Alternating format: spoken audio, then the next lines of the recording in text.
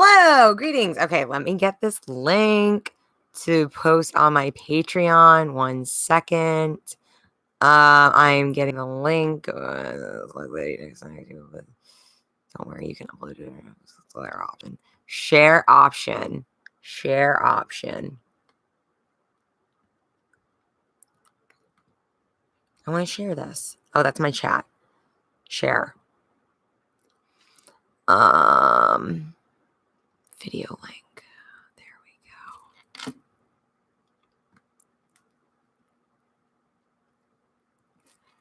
go. Cool. I think I got it. Sorry, y'all. Bear with me. 1 second. 1 second. I think this is it.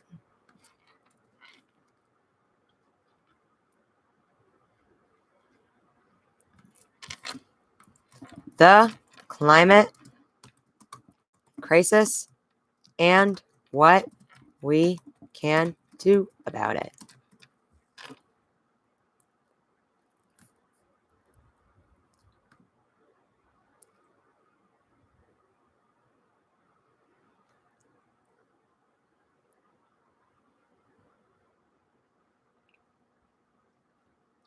All right. I think I'm good. Okay. Greetings, y'all. I'm going live right now. I'm Liv. I'm talking about the climate crisis and what we can do about it. So to talk about the climate crisis, how did we get here? First off, it's called the climate crisis now, which is new. That's a new, let me turn this light on. That is a new rebranding. Because at first, when I first heard of it, when I was in 5th grade, which was, oh God, like 12, 13 years ago. That's when I first saw An Inconvenient Truth. And that's when I first heard about global warming, probably. And then since then, it's gone from global warming to climate change. And now we're at the climate crisis. But are we too late? Is too little? Is it too little, too late? I think that's a big question, valid question to be asking right now. And in my optimistic beliefs, it's not too late. If we act now, if we act very, very soon in the organized masses to demand that action be taken, I don't think it is too late for us. I think humanity and our planet can be saved if we act right now. So, what does that mean? It means that we need to take organized, direct action and promote mutual aid. So going to mutual aid. Actually, here let me talk first about something else. Okay, so we can talk about the Green New Deal. Oh, there's so much to talk about. Okay, so climate crisis. What really started ringing my alarm bells was okay, they've been ringing for a while, but what really started making it like code red was a couple weeks ago when Biden authorized the oil drilling in the Gulf Coast, and said that the IPCC's, the UN's climate report was not sufficient enough evidence to stop the drilling, to complete that halt. It was being halted. And it said that Biden said that the report cited insufficient evidence to halt the drilling. So the drilling resumes, and we are back into our cycle of promoting the climate crisis. Even though we should definitely be moving away from fossil fuels right now, we are still wholly depending on them. And I literally, it's just, I'm getting like anxiety now when more when I'm in my car, when I'm driving, and I'm like, I am just contributing. When I go to the gas station, I am just like, it's so hard for me to not feel my role in all of this because of the system that has been structured before us to rely on fossil fuels that has contributed to this climate crisis. One of the things that's contributed to the climate crisis, big thing, obviously.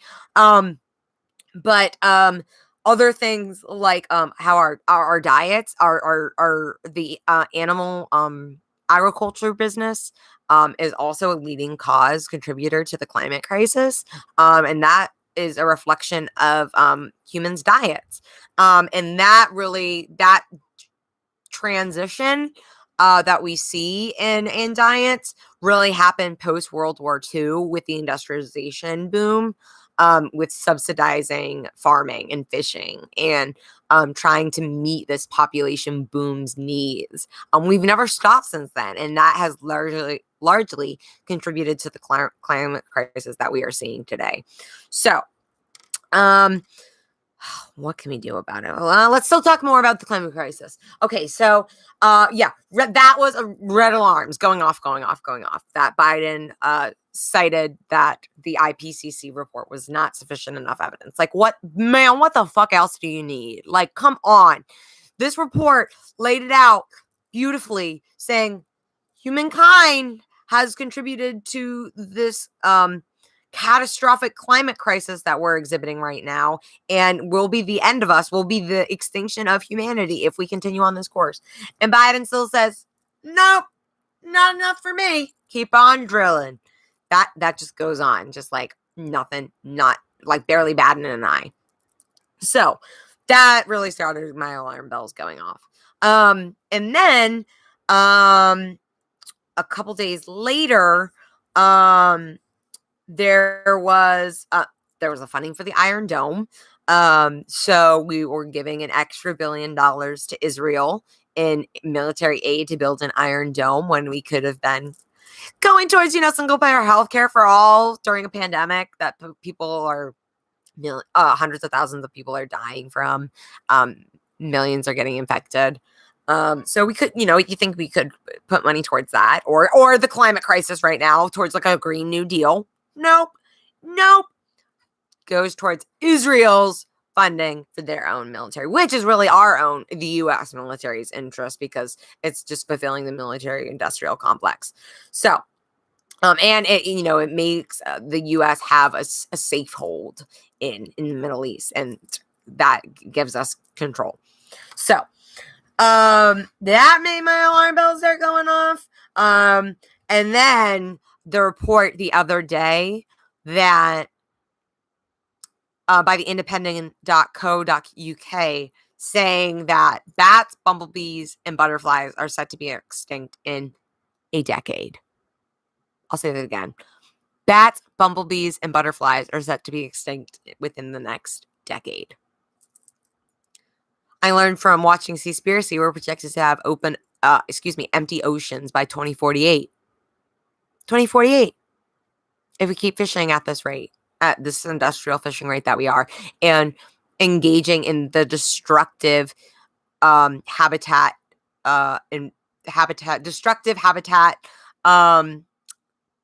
actions that we're engaging in, such as not only, I forget what it is called, where you're dragging the nets on the ocean floor, but it's degrading the ocean floor. It's just completely destroying it and the habitats that are there for all these creatures living down there.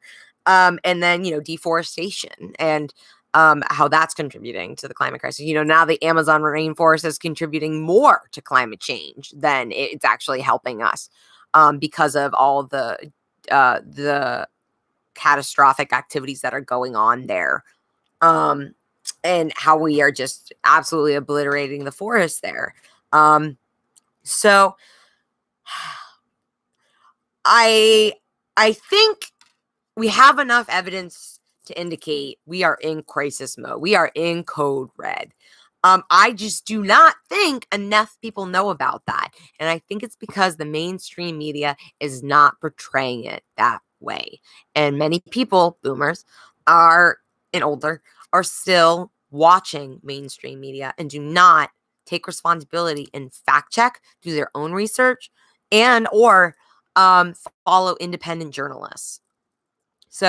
Or independent media. So those things, because they are, I guess you could say, I would say it's especially among ones that are not as tech savvy, that are really just, like still religiously watching the news to get their updates and to get their current events of the world, who are not as active on social media. And if they are, they're on Facebook, which is dedicated to boomers now.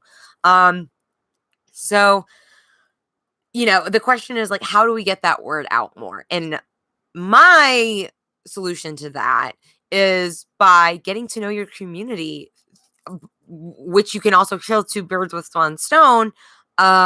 You getting to spread the word out in your community, getting to know your community, and also therefore promoting mutual aid. And therefore you can go out when you're promoting you can promote something else I'll talk about, but an organized armed general strike, you can promote that as well. But the big thing is you're building those communal ties with your neighborhood, and you are promoting the word about mutual aid, because I know for me that was a foreign thing up until a little while ago, and not many people know about that, and the resources that already exist to help them with that in a time of need. And some people just straight up don't know that what mutual aid is to begin with. Never heard of it, and I had never heard of it. So educating people as to what mutual aid is and the availability of it is crucial. And just talking to people, just getting out in your neighborhood and talking to people, talking to your neighbors, spreading the word, building those community ties is crucial to this, to getting this revolution started. So like I am on the verge of like collecting some material together to just go out in my neighborhood and canvas and be like, hey y'all, like I live here, like just wanted to introduce myself. What's going on with y'all? Like what are y'all worried about? What's going on with y'all? And just get really personal. And put yourself out there and engage with others. Which I know right now during the time of COVID, and we've all been stuck in our bubbles, extra so. That sounds really intimidating and challenging, but I truly believe that is the only solution forward. That is the only way to spread the word forward. Is that real? I think more in person, face-to-face communication, conversations are warranted. But I mean, phone banking is great too. If you don't feel comfortable with going door-to-door canvassing, I think phone banking is great. I think that's definitely, especially in COVID times, we should be promoting that more. And I know someone who's in the Green Party. That's something I really want to get more involved in, is phone banking, and reaching out to current Greens and ones that are active, ones that are not so as active, and then seeing what the pool is for prospective Greens that aren't yet registered Greens. So I'm a huge fan of phone banking, especially during COVID times. But I do think getting to know your neighborhood and your community really means that extra personal touch that really you can only get in person. So, mask up if you want. If you feel comfortable, social distance, do both. But put yourself out there and get involved with your community and make it fun, go with a friend, you bring a buddy, oh, here's my sister coming to set up for her get ready for her wedding. Let me just shut my door real quick. All right, here. Zula's gonna go crazy. So yeah, she's gonna come in and I'm gonna scream, I'm doing a live stream. So where was I? Climate crisis.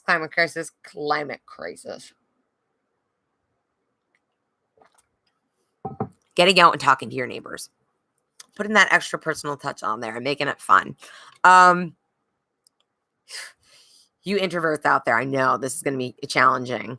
But that's why, you know yourself best. Like, make it what's fun for you. You do it in a way that you can cope, that you're comfortable with. But there is a form of organizing for everyone. And Hi, Jewel. I'm doing a live stream. Okay. So just stay there, Zulu. Good boy.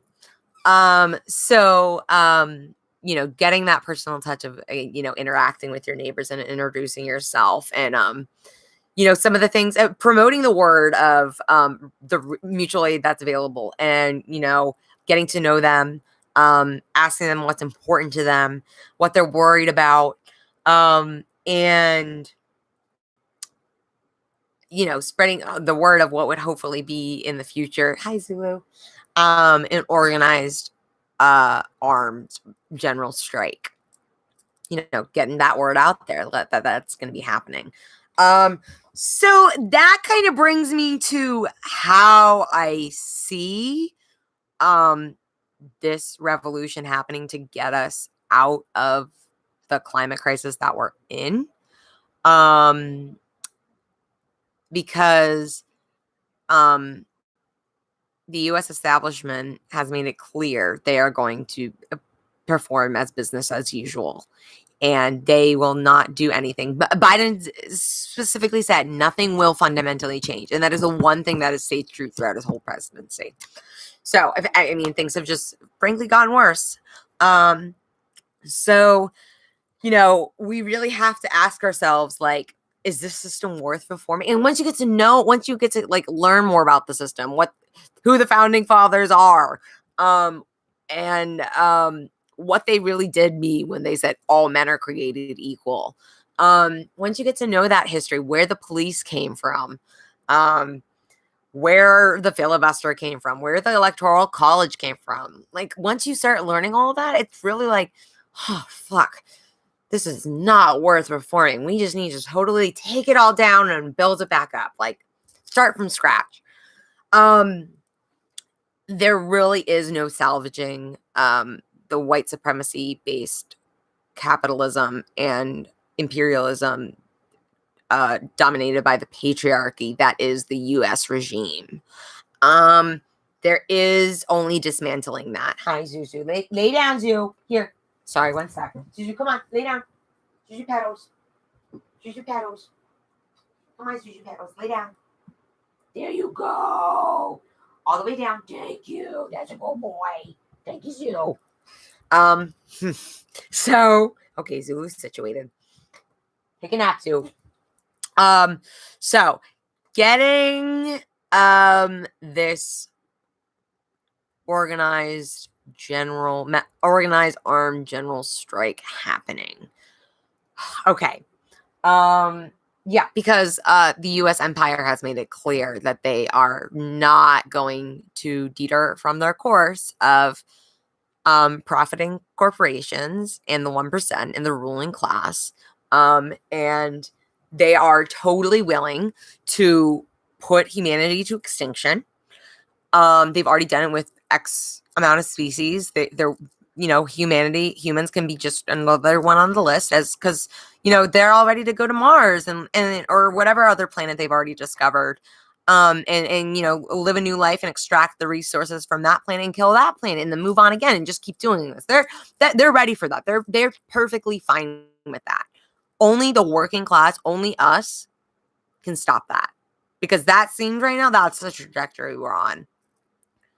We're all left here to rot while they all go blast off in Jeff Bezos and Elon Musk, super, super cool extra rockets. Cool. I just kept thinking of the super yacht. I had that stuck in my head, like that jetting off into space. He was gonna make that a spaceship too as well. That's what the super was in the super yacht.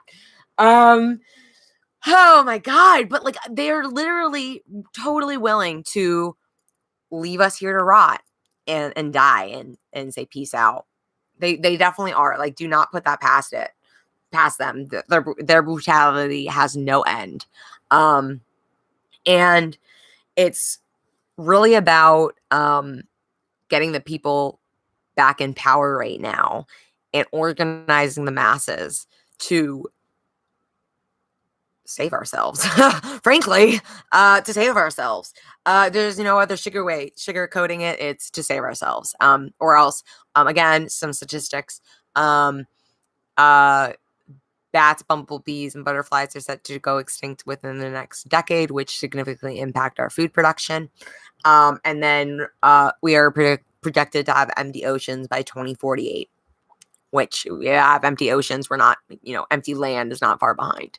So, yeah, we are already on course. We already know what the trajectory of our lives are going to be if we proceed with nothing fundamentally changing in business as usual. We know what our lives are going to be. We know what they're going to look like. We have climate refugees already. We have climate survivors. We've had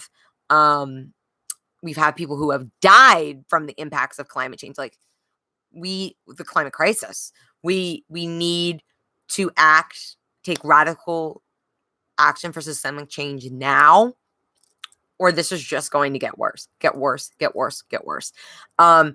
And frankly, I think because so many white liberals are still living in their white privilege bubble, feeling like they are safe and sound within their white privilege bubble, and that what's going on in reality actually isn't affecting them, especially with the climate crisis. And like, I think of my mom, whose biggest concern is the climate crisis, but she voted for Joe Biden. She believed that Joe Biden was the climate president. I think of that. I think of, how do we talk to those people that like, no, honey, like only we are going to save ourselves. So, again, that just takes engaging conversations and working really from the ground up, like really working from the basics of like what's going on with you, what's wrong and what's important to you, and then building it up to let's do a revolution to overthrow the U.S. government. You got to work your way there. Okay, engaging in community outreach with your neighbors to promote. To first off, just to get to know them. That's great. That's already great itself. Get to know them. And then to promote community mutual aid. And then to eventually promote this organized armed general strike. So what does that look like? This is what I see. I see a armed general strike on solely at the nation's capital in DC, marching to the White House, into the Congress, and he wants to go say hi to my sister, and saying, we the people are taking over. You are no longer needed. Your services are no longer needed. And this is where it gets scary. And putting the ball in their court, saying this can be a peaceful transition of power, or it's going to be a bloodbath. I don't see any in between.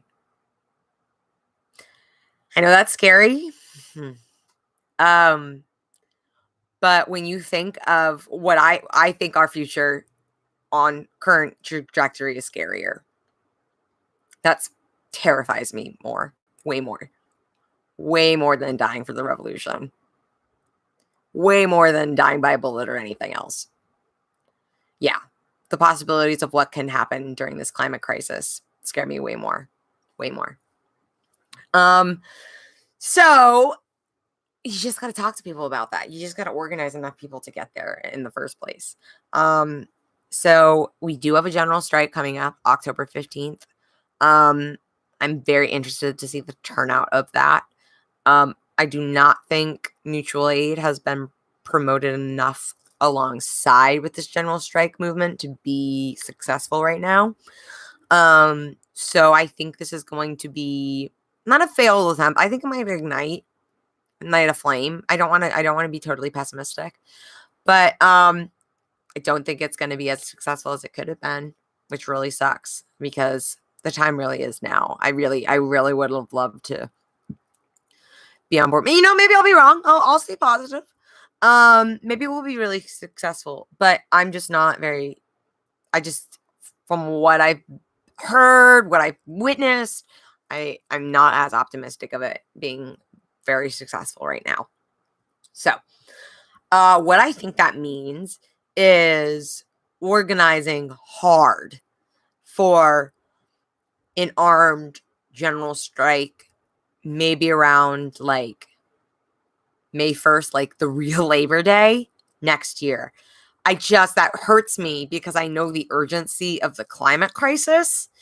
And I know really like we should have been dealing like yesterday, 10 years ago.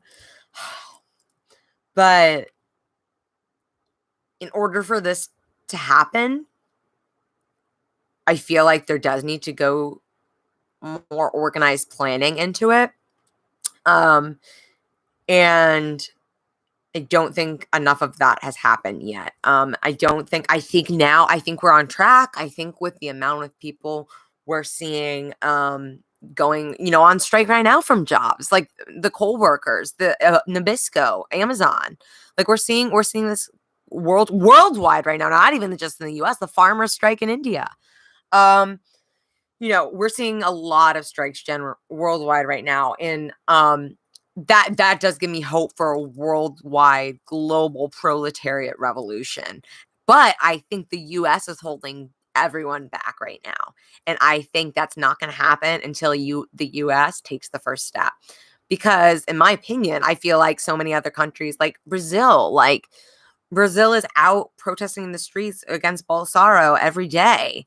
And we barely hear about it here. Like they're still barely getting the change. And it's because the US is the richest nation, and that under capitalism that the US has promoted and dominated throughout the world, through imperialism, that is going to do a lot of damage. And it means, it's mainstream media that the corporations control not giving any attention to those strikes that are happening to keep those bubbles closed. Closed for people, so they don't know that others are taking a stand right now and speaking out. And just the general worker strike that is going on right now, really, I guess that's what you would call it. That's happening where people are saying, fuck this shit. I'm not working for shit wages. I'm not doing it anymore. I cannot live like this. I will not go on like this. And putting their foot down. That is happening nationwide right now. And that says a lot. That if we can harness that energy into organizing it and focusing it towards an armed general strike facilitated with mutual aid, we're golden. We're golden. That is a successful revolution. So, speak to your neighbors. Phone bank. Get involved with mutual aid. I do love being involved with the Green Party. I love the community it gives me. I love what the Green Party stands for, especially in a time like the climate crisis. That was part of the reason why I joined the Green Party, because of the eco-socialism that they stand for, and the fact that their whole ideology is around the environment. That was one of the things that initially drew me to the Green Party. So, look into third parties around you. There's plenty of options here. Let me get Zulu back on place. Zulu, get back on place. No. Come on. Lay down. Thank you. But I do think third parties, I think that is a solution. Because it gives you a community. Politics are messy. I've definitely learned that from being involved in the Green Party. But I do think it's worth it, like being a part of an organization that has principles or key values that they follow and abide by, or at least try to. I do think there's something useful in that, and beneficial and positive and enriching in that. But it can be a lot of work. And when you're working under capitalism, like when you're working paycheck to paycheck just to make ends meet, and you're working 40 plus hours a week, like it's hard to be doing that. So that's why getting involved with mutual aid is so important, because once you know that that system is there for you and others know that that's there for them, it makes the things like getting more involved with third parties and participating in an organized armed strike possible. And quitting jobs to get to the point so that we can lead up to the revolution, to a mass organized armed strike. We need to be talking to people right now. We need to be spreading the word. We need to be getting out of our social media spaces and spreading the world to real people in real time. Oh, it's scary. It's intimidating. I'm not going to say it's going to be easy. I tried to do it at a rally for abortion justice yesterday with someone, and you ask questions and you get called manipulative and just told to shut up and you're full of conspiracy theories. It's not going to be easy, but use it to fuel you. Use it to keep you going in this fight. It's definitely worth it. If you're not fighting for your life, what are you fighting for? So, that's what I think. And I think once people really do understand that this is a fight for our lives right now, fight for humanity, humankind. Once more people realize that, I think we can get them on board with the revolution. That's what I think. So, what does it look like? We best case scenario, right? The mass organized armed protest, general strike, takes the streets of Washington, D.C. and marches to the White House and marches to Congress and says, we, the people, are here. We, the people, are taking over. Your services are no longer needed. Y'all are dismissed. They let us in. They open the doors. We're in. We start negotiating and laying the foundation for a new constitution and an economic bill of rights. Now, what does that look like? To my Patreon patron, Andy Ellis, he will know probably very well what I'm about to be talking about, which is the Green Party's Green New Deal. Now, no, that is not, when I say this, the Green Party's Green New Deal, that is very different than the Democrats, especially AOC's Green New Deal. The Green Party's Green New Deal is the real deal Green New Deal. Now, to read a little bit about it, the Green New Deal. The Green New Deal will convert the old gray economy into a new sustainable economy that is environmentally sound, economically viable, and socially responsible. It seeks to resolve the climate crisis by combining quick action to get to net zero greenhouse gas emissions and 100% renewable energy by 2030, along with an economic bill of rights, the right to single-payer healthcare, a guaranteed job at a living wage, affordable housing, and free college education. So, okay, zero greenhouse gas emissions and 100% renewable energy by 2030, along with an economic bill of rights. Seems possible to me. I think if we took charge within the next few months, we can make that happen. I think we could have net zero greenhouse gas emissions and 100% renewable energy by 2030. I think that's possible if we take radical systemic change very soon. And only that way. Only that way. We do not have time for bureaucracy, politics, none of that shit. We need straight up radical systemic change. So, European Greens were among those calling for a Green New Deal in 2006 in response to the global financial crisis. In addition to a call for both climate action and a bill of economic rights, the approach by the European Greens sought to I always have trouble with this word. Democratize the world's financial system. In New York State, Howie Hawkins promoted a Green New Deal in its 2010 Green Party run for governor, an issue focus that subsequently was picked up by Jill Stein in her 2012 presidential campaign by many other Green Party candidates across the United States. So, yeah, 2012 is when the Green New Deal really started to become more mainstream in the United States. And then since then has been co-opted by the Democrats into this watered down piece of shit, do nothing Green New Deal bill.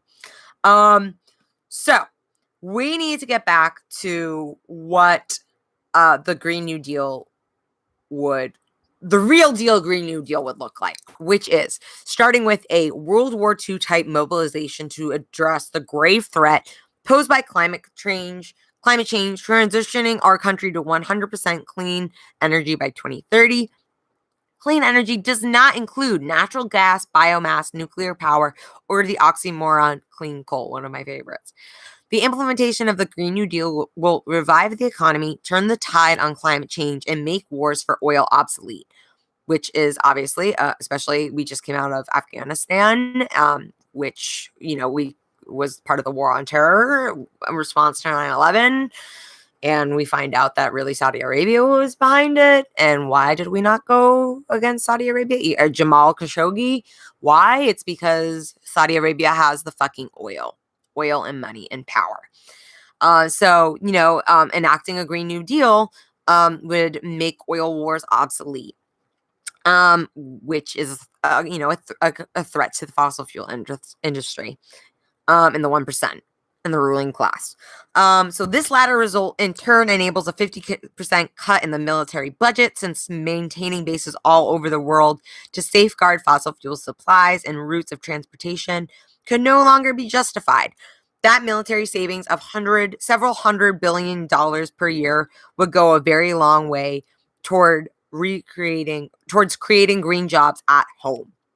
So that's just saying we don't even have to say we need all this money right now for this Green New Deal. We're saying we're just going to take some money from this budget and put it towards the Green New Deal.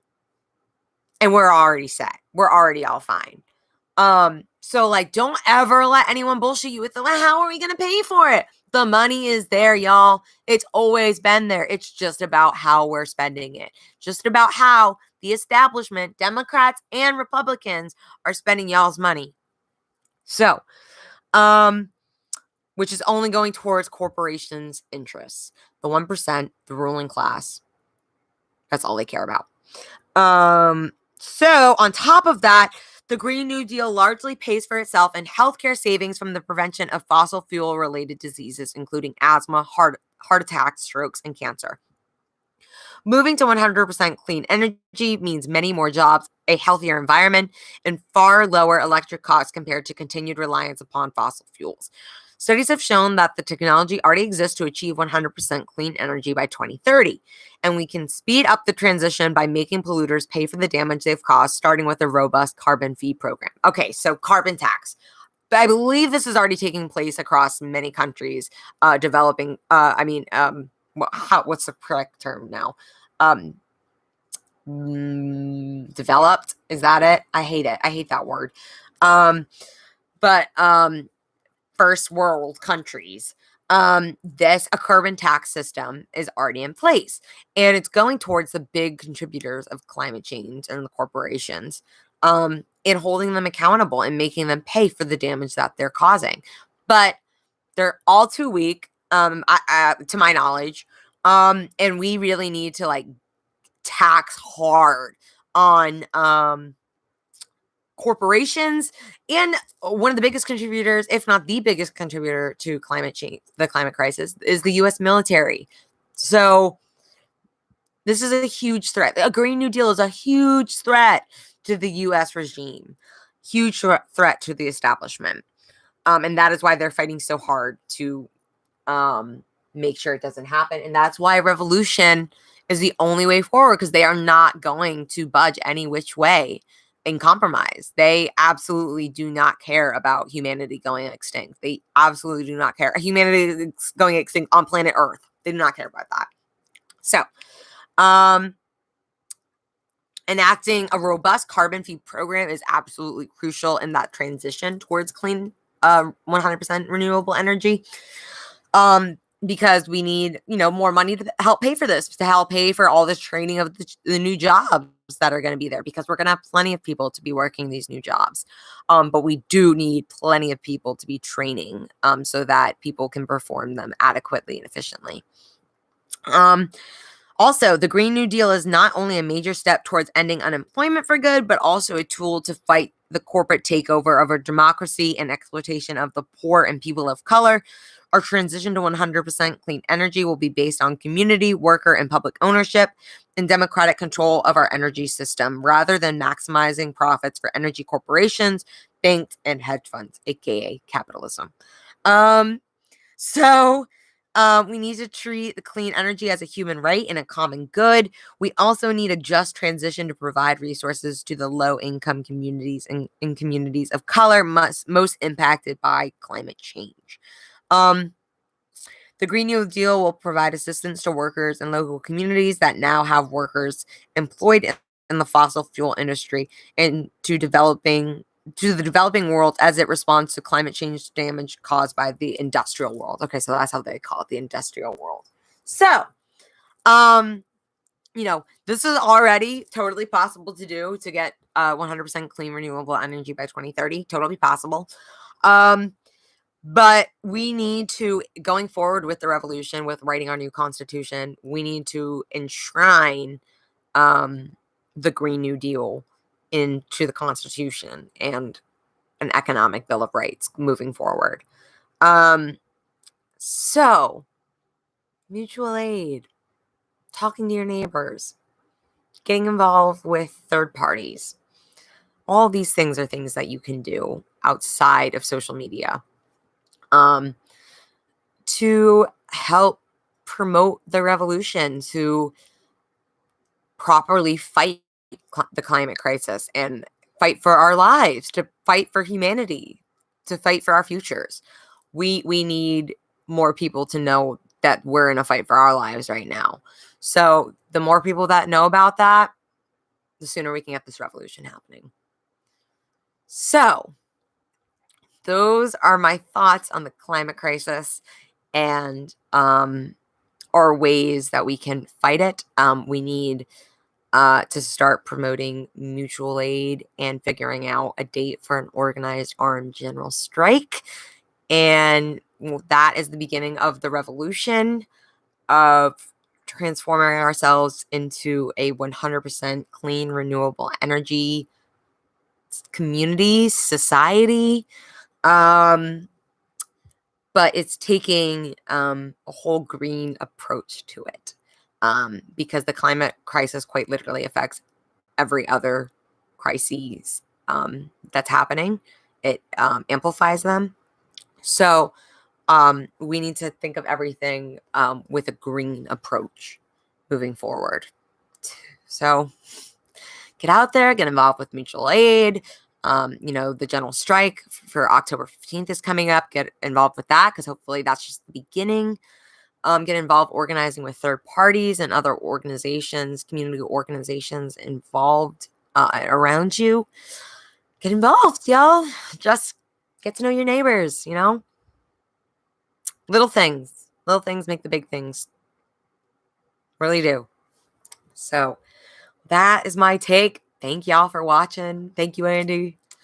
And I will catch you next time. Thank you. Bye-bye.